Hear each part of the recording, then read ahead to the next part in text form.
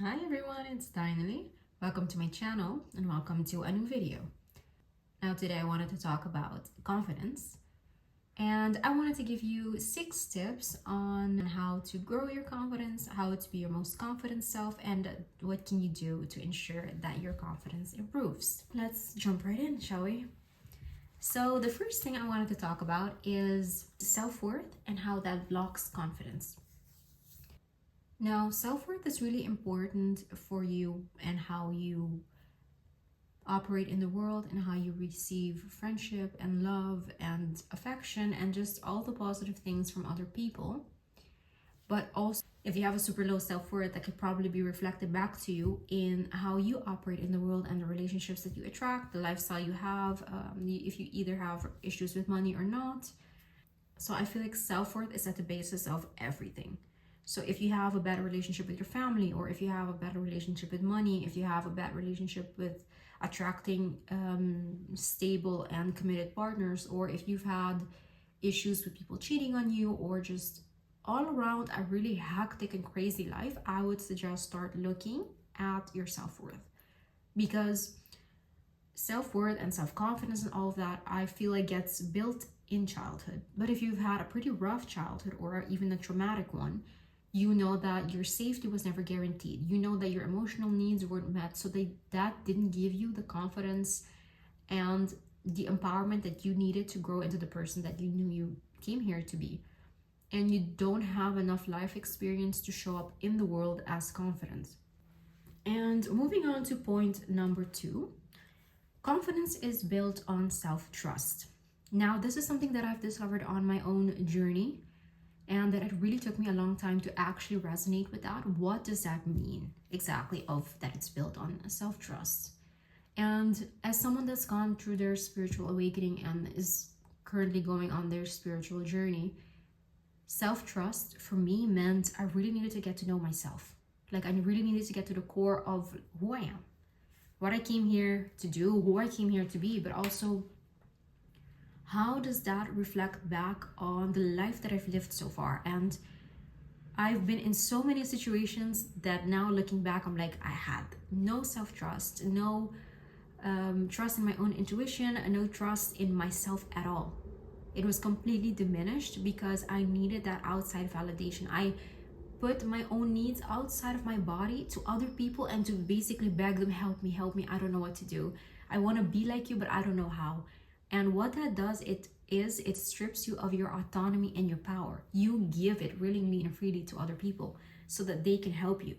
But the problem with that is it starts with internal validation. You need to validate yourself, you need to validate your experiences and also your wants, needs, and desires, because only you know what's in your heart. People can guide you based on how you need help. And I feel like on my spiritual journey, I learned a lot about myself and who I am. Really get to know myself and dig deep into my wounds and into my beliefs and into my personality, character, every single facet of my identity, and really question it, like, is this really who I came here to be? Is this really who I am? Or is this really who I want to be? And that really helps with stripping away all of that layer of limiting beliefs, of blocks, of subconscious things that you've been doing for so long that you don't know how to break out of, like patterns and behaviors that really solidify a former belief or a former part of you, or even a previous part of your life. Like if you've been married and then you get divorced, the person that got divorced is not the same as the person that got married. And I can really go on a whole tangent about this because this is really key. Like, find out who you are, because then you're unshakable. The trust you have within yourself is unshakable. And also, intuition is a muscle. So every time you listen to your intuition, you get a hint, you get a ping, and you're like, oh, I'm paying attention, I'm taking action, I'm doing something. That strengthens your relationship with yourself, but also with, the universe and source and whatever that you believe in. Now, before I forget, we're moving into point number 3, which is confidence equals competent. Now, as I said previously, I'm on my spiritual journey, so I'm applying this in a very spiritual way. I don't believe that this has anything to do with a degree per se, but if it's something that resonates with you, I'm very glad. But that's not my case, and I'm speaking on the fact that that's not the case for many of us. That if you lack confidence, it was because you never showed up in your life as competent, or nobody gave you the chance to be competent, or there was never something you really were competent and passionate about that you dare to express to the world.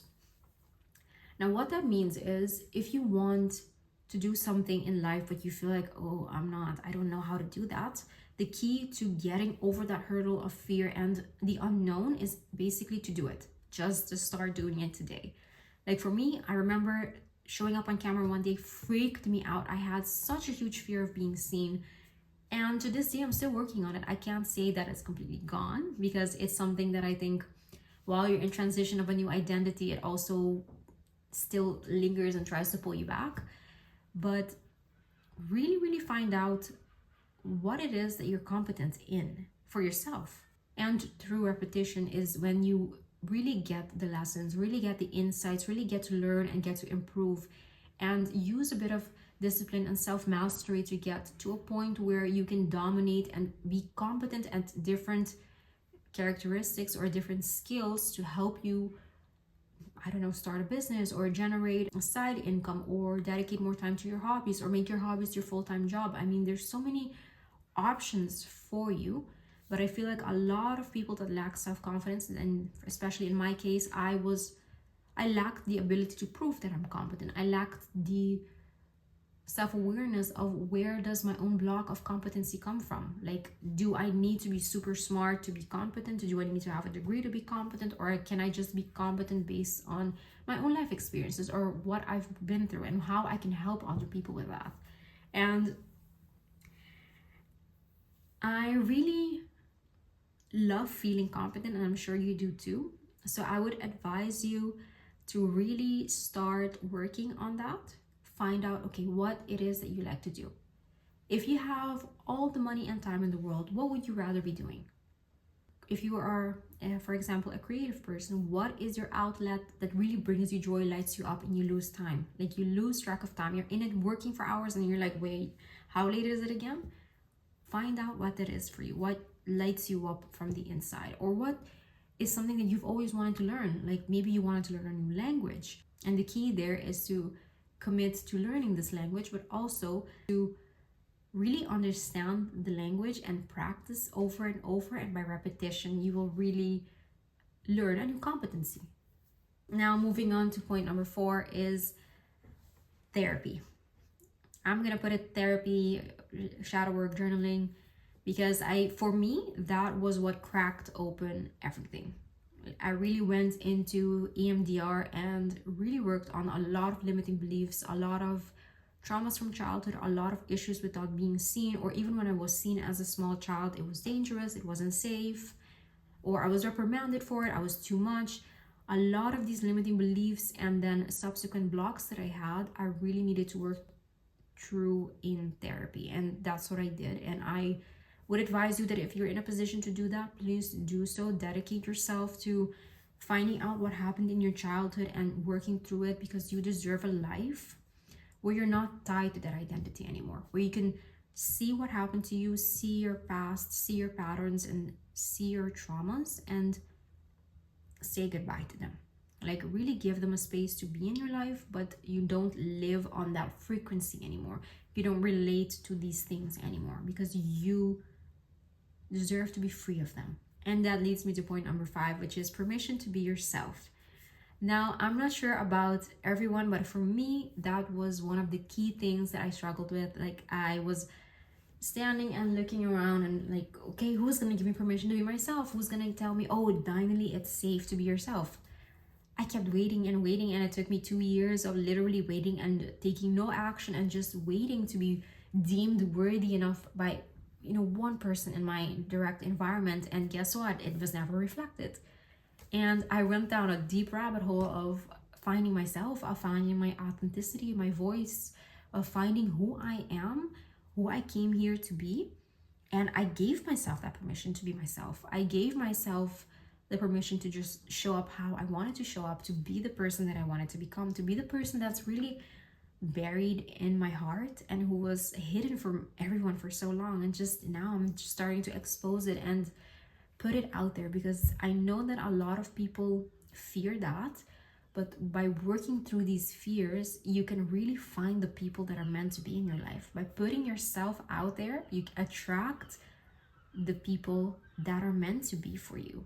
Instead of repeating patterns or repeating relationship issues, you can have a life full of fulfillment, full of community, full of love and relationships and friendships, and just a complete life, just by accepting who you are, by anchoring yourself in who you are and giving yourself the permission of being yourself.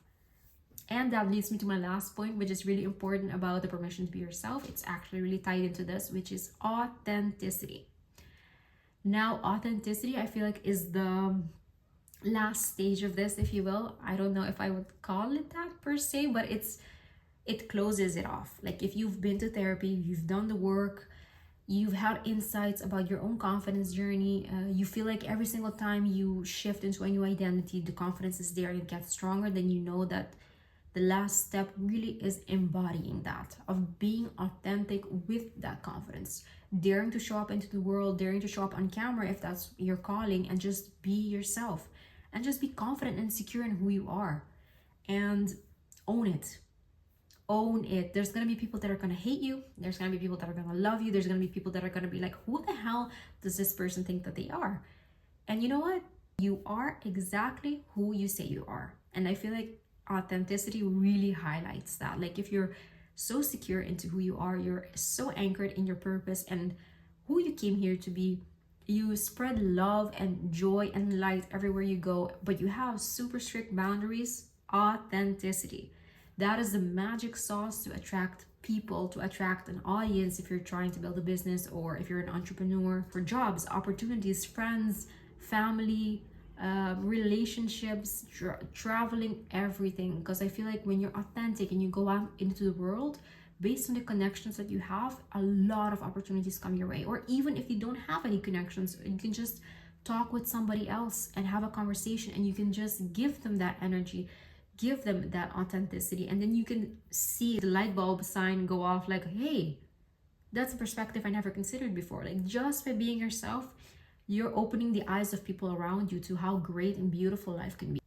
Being authentic is always embracing who you are, no matter how you feel, no matter how you show up, no matter if you're angry, you're sad, you feel helpless, you feel depressed. Like, I feel like for me, stepping into my authenticity really helped with my depression, because I don't relate to my depression anymore. I don't relate to that part of who I used to be, because I feel like now who I am is much more authentic than who that depression was trying to dim me down to be.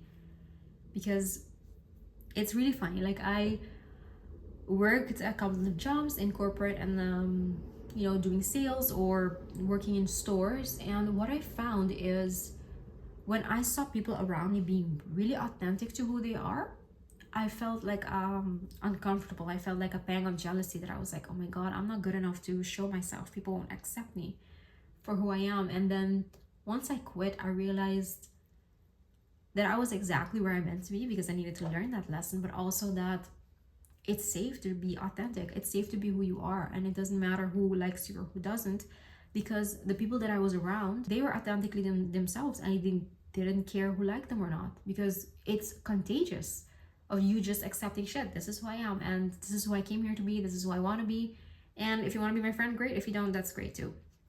So I really think confidence is super important if you're into manifesting, and if you want to work on your manifestation abilities, confidence is really, really, really important. So my advice as a big sister for you would be to really take the time to find these blocks, to really take the time to go to therapy, to journal, to be like, still the noise around you, and don't consume, don't listen to other people, and just find out for yourself who you are. Like, what lights your soul on fire? What do you want to keep doing more of? What do you want to let go of? And especially, I would add as a special note, not particularly point 7, but being authentic also means letting people go.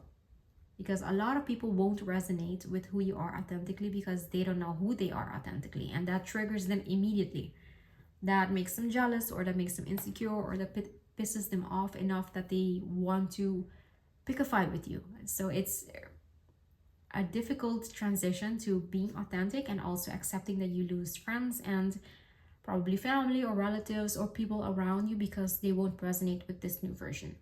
But rest assured that that does mean that you make more room into your life for people who do fit who you are becoming, that do fit your authenticity, that do fit your purpose in this world and your energy. So always keep your chin up, do the best you can, and I hope my advice helps you. If you need any help with that, let me know in the comments below. If you like this video, like it and subscribe to my channel, and I would love to hear from you your experience with confidence and video suggestions for the future. I love you guys. Bye.